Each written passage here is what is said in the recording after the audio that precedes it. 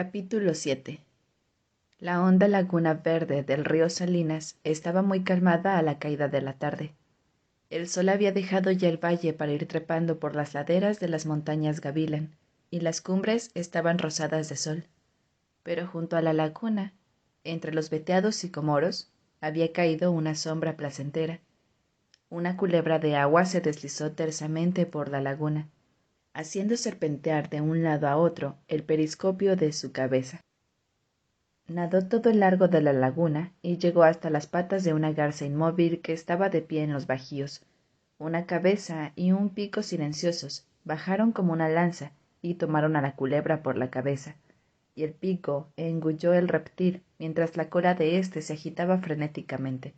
Se dejó oír una lejana ráfaga de viento, y el aire se movió por entre las copas de los árboles como una ola. Las hojas de sicomoro volvieron hacia arriba sus dorsos de plata. Las hojas parduzcas, secas, sobre la tierra, revolotearon un poco, y pequeñas ondas surcaron, en filas sucesivas, la verde superficie del agua. Tan rápido como había llegado, murió el viento, y el claro quedó otra vez en calma. En los bajíos permanecía la garza, inmóvil y esperando. Otra culebrita de agua nadó por la laguna, volviendo de un lado a otro su cabeza de periscopio. De pronto apareció Lenny entre los matorrales, tan en silencio como se mueve un oso al acecho. La garza castigó el aire con sus alas. Se alzó fuera del agua y voló río abajo.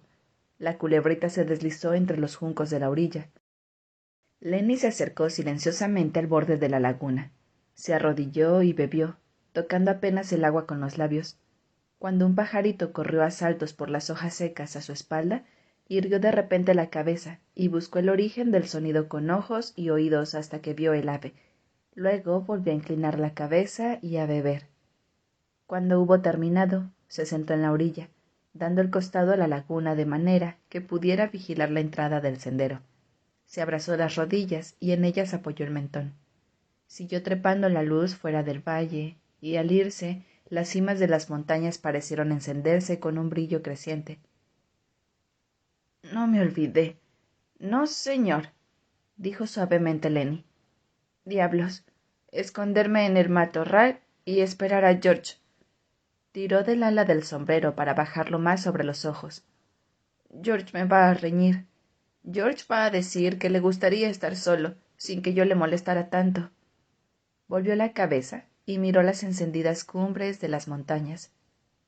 Puedo irme para allí y encontrar una cueva. Y continuó tristemente. Y no tendré nunca salsa de tomate. Pero no me importa. Si George no me quiere, me iré. Me iré. Y entonces salió de la cabeza de Lenny una viejecilla gorda. Usaba gruesos lentes y un enorme delantal de cretona con bolsillos, y estaba almidonada y limpia. Se puso frente a Lenny, se llevó las manos a las caderas y lo miró desaprobadora, con el ceño fruncido. Y cuando habló, lo hizo con la voz de Lenny. Te lo dije y te lo dije. 1000 veces te dije, obedece a George porque es bueno y te cuida. Pero tú nunca prestas atención, siempre haciendo disparates. Y Lenny respondió. Le quise obedecer, tía Clara. Señora, quise y quise. No pude evitarlo. Nunca piensas en George, siguió la viejecilla con la voz de Lenny. Y él siempre cuidándote. Cuando él consigue un trozo de torta, te da siempre la mitad, y si hay salsa de tomate, te la da toda. Ya lo sé, murmuró Lenny lastimeramente. Intenté portarme bien, tía Clara. Lo intenté y lo intenté. Ella lo interrumpió. Y George podría pasarlo tan bien si no fuera por ti. Cobraría su sueldo y se divertiría como un loco con las mujeres de cualquier pueblo, y se pasaría la noche jugando a los dados y al billar. Pero tiene que cuidarte a ti. Ya lo sé, tía Clara, gimió Lenny, abrumado de pena. Me voy a ir a las montañas y encontraré una cueva y viviré allí para no darle más trabajo a George. Sí, eso es lo que dices siempre, exclamó bruscamente la viejecilla. No haces más que decir eso, y bien sabes, condenado, que jamás lo vas a hacer. Te vas a quedar junto a él y vas a seguir haciendo de su vida un infierno. Siempre, siempre. También podría irme, susurró Lenny. George no me dejará cuidar los conejos ahora. Desapareció la tía Clara, y de la cabeza de Lenny surgió un conejo gigantesco. Se sentó frente a él, y agitó las orejas y encogió el hocico, y habló también con la voz de Lenny. «Cuidar los conejos», dijo burlonamente. «Eres tan chiflado que no sirves ni para lustrar las botas de un conejo. Los olvidarías y les dejarías pasar hambre. Eso es lo que harías. Y entonces, ¿qué pensaría George?» «Yo no me olvidaría», repuso Lenny enérgicamente. «Diablos que no», insistió el conejo. «No vales ni siquiera el asador con que te tostarán en el infierno. Bien sabe Dios que George ha hecho lo posible para sacarte del pantano. Pero no le ha servido de nada. Si crees que George va a dejarte cuidar los conejos, estás más loco que antes. No te va a dejar. Te va a moler los huesos con un palo. Eso es lo que va a hacer». «Ahora», respondió agresivamente Lenny. «No, no va a hacer nada de eso. George no va a hacer eso. Conozco a George desde... ya he olvidado desde cuándo, y jamás me ha alzado la mano con un palo. Es bueno conmigo, no va a hacer malo ahora. Bueno, pero está harto de ti. Te va a moler a palos, y después te va a dejar solo». «No», gritó frenéticamente Lenny. «No va a hacer nada de eso. Yo conozco a George. Yo y él trabajamos juntos». Pero el conejo repitió con suavidad una y otra vez. «Te va a dejar solo, chiflado. Te va a dejar solo. Te va a dejar solo, chiflado». Lenny se tapó las orejas con las manos. «No, te digo que no», gritó. Y luego, «¡Oh, George! ¡George! ¡George!». George salió silenciosamente de los matorrales, y el conejo corrió a meterse otra vez en el cerebro de Lenny. «¿Por qué diablos gritas?», preguntó quedamente George. Lenny se puso de rodillas. «No me vas a dejar, George, ¿verdad? Yo sé que no me vas a dejar». George se acercó con pasos torpes y se sentó junto a él. «No». «Ya lo sabía. Tú no eres capaz de eso». George guardó silencio. «George», llamó Lenny. «¿Sí?» «Otra vez me he portado mal». «No importa», dijo George, y volvió a quedarse en silencio. Solo las cimas más altas estaban ahora al sol. La sombra era azul y suave en el valle. Desde la distancia llegó el rumor de hombres que se gritaban los unos a los otros. George volvió la cabeza y escuchó los gritos. «George», volvió a llamar Lenny. «¿Sí?» «¿No me vas a reñir?» «¿A reñirte?» «Claro, como has hecho siempre. Así. Si no te tuviera conmigo, cobraría mis $50. Por los clavos de Cristo, Lenny. No te acuerdas de nada de lo que sucede, pero jamás te olvidas de una palabra que digo yo». «Bueno, ¿no lo vas a decir?» George se estremeció. Luego dijo, quedo. «Si estuviera solo, ¿podría vivir también?» Su voz era monótona. «Podría conseguir un empleo y no pasar apuros». Se detuvo aquí. «Sigue», pidió Lenny. «Y cuando llegara fin de mes...». «Y cuando llegara fin de mes, podría cobrar mis $50 y gastármelos en... un burdel». Se detuvo otra vez. Lenny le miró ansiosamente. «Sigue, George. ¿No me vas a reñir más?» «No», afirmó George. «Bueno, yo podría irme. Podría irme ahora mismo a las montañas y buscar una cueva, si no me quisieras tener contigo». George se estremeció otra vez.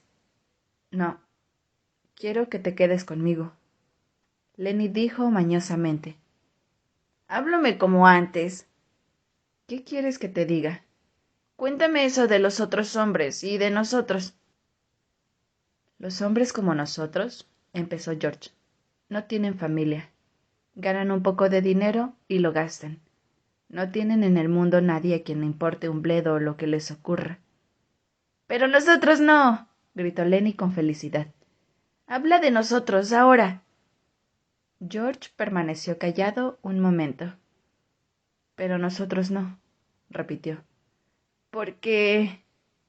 «Porque yo te tengo a ti y yo te tengo a ti. Nos tenemos el uno al otro.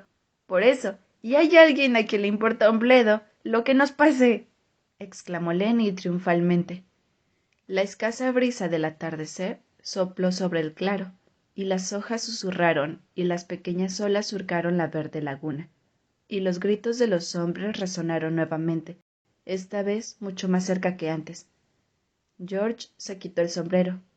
Dijo, con voz quebrada: «Quítate el sombrero, Lenny. Este aire es muy agradable». Lenny se quitó obedientemente el sombrero y lo dejó en la tierra, frente a sí. Más azul estaba ahora la sombra en el valle, y la noche se acercaba velozmente. Llevado por el viento, llegó a ellos el sonido de pisadas en los matorrales. «Explícame cómo vamos a vivir», suplicó Lenny. George había estado escuchando los distantes sonidos. Al momento siguió hablando apresuradamente. «Mira al otro lado del río, Lenny, y yo te lo explicaré de manera que casi puedas ver lo que te cuento». Lenny volvió la cabeza y miró a través de la laguna y hacia las laderas de las montañas Gavilan, oscurecidas ya. «Vamos a comprar un trozo de tierra», dijo George. Metió la mano en un bolsillo lateral y sacó la Luger de Carlson. Quitó de un golpe el seguro, y luego mano y arma descansaron sobre la tierra detrás de la espalda de Lenny. Miró la nuca de Lenny, en el sitio donde se juntaban la columna vertebral y el cráneo.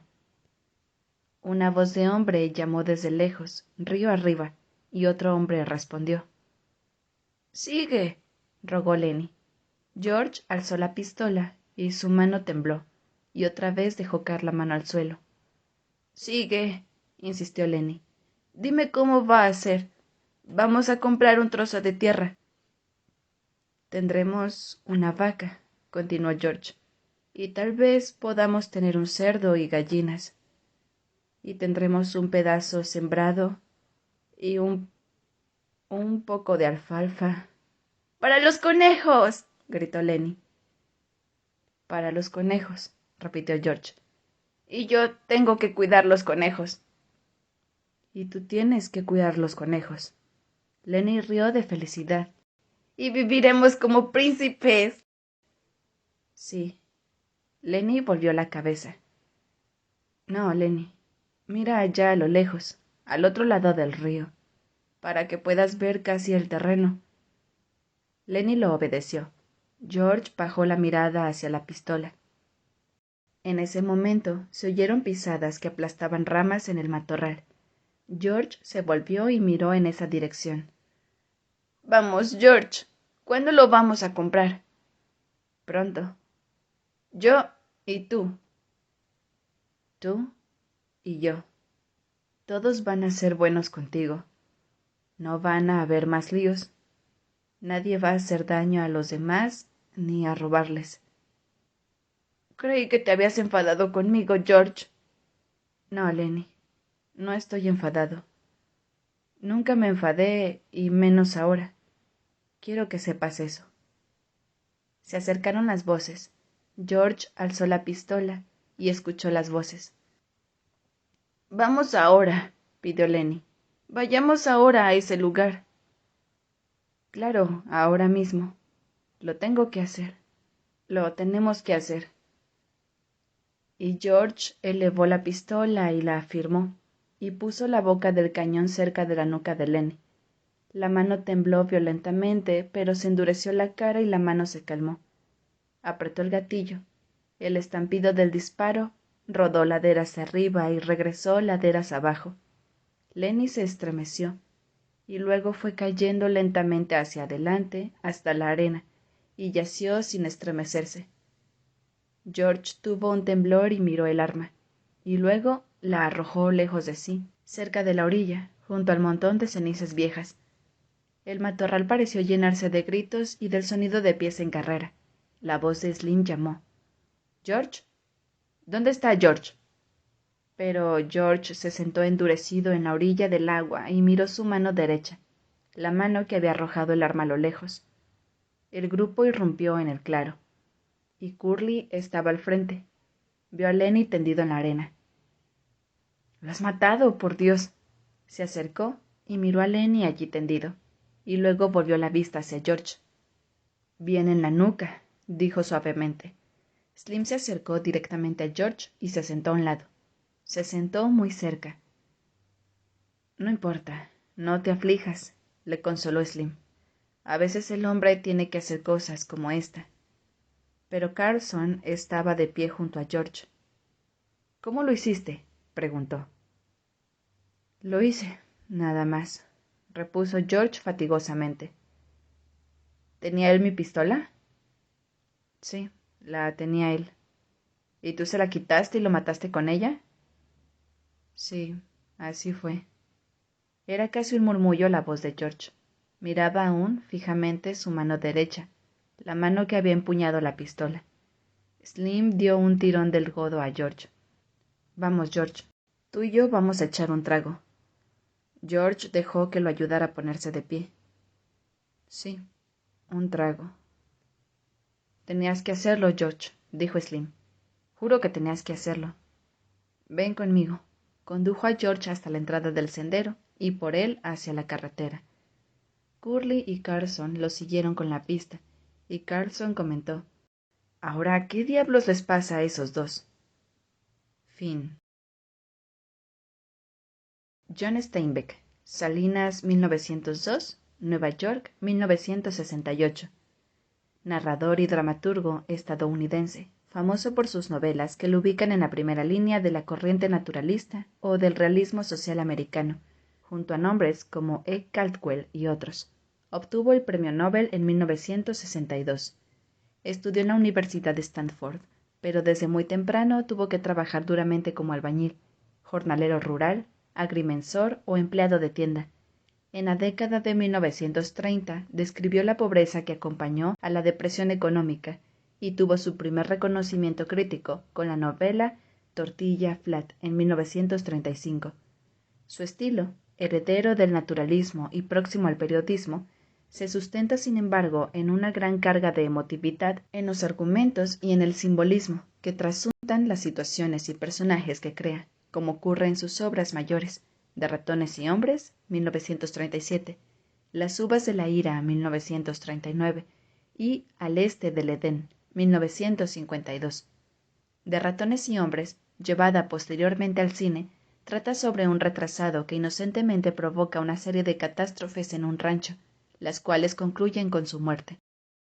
Las uvas de la ira surgió de los artículos periodísticos que Steinbeck había escrito sobre las nuevas oleadas de trabajadores que llegaban a California, y desató polémicas encendidas en el plano político y en la crítica, ya que fue acusado de socialista y perturbador. El argumento de esta novela narra la migración de familias de Texas y Oklahoma que huían de la sequía y la miseria en busca de la californiana tierra prometida. La prosa de Steinbeck tiene un fuerte componente alegórico y espiritual, y se sustenta en la piedad e interés del autor por los desfavorecidos de todo tipo, por lo que una parte de la crítica lo ha acusado de sentimentalismo e incluso de cierto ejercicio didáctico más o menos velado en algunos de sus personajes, sobre todo en las mujeres. Pese a ello, se lo ha clasificado dentro del realismo naturalista, marcado por las novelas de T. Tracer, como una tragedia americana, naturalismo basado en la idea filosófica del determinismo histórico. Otros le han adjudicado el mote de novelista proletario, por su interés en las experiencias de las poblaciones de inmigrantes y los problemas de la clase obrera, añadido a su postura socialista o redentora. Por ejemplo, Las uvas de la ira ha sido catalogada como la novela más revulsiva de la década de 1930, pues provocó la reacción fervorosa y humanista de un amplio público opuesto a las clases conservadoras. Las ideas socialistas de Steinbeck estaban no obstante más relacionadas con la emancipación reformista evangélica del siglo XIX que con la literatura marxista. De ahí que su prosa, a pesar de sus mensajes humanistas, no pueda ser identificada con el realismo socialista que ya asomaba en esa época.